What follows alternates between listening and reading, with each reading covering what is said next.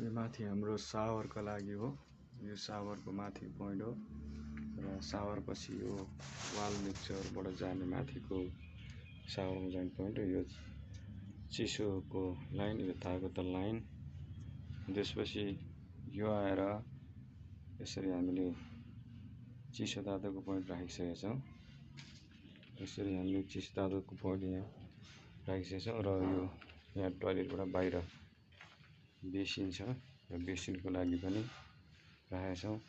यहाँ चाहिँ हाम्रो धाराबत्ती दुईटै काम, प्लम्बिङ अर्थात् इलेक्ट्रिसियन काम दुवै भएको कारण हामी दुवै काम गर्छौँ। यसरी यो चाहिँ एउटा बिल्डिङ हो।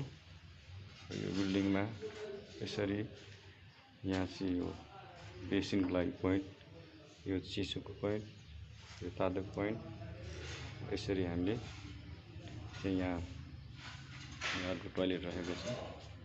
यो चाहिँ अलि अँध्यारो छ, यहाँ चाहिँ बिहान बस्छ र यसै गरी यहाँ अर्को टोयलेट रहेको छ।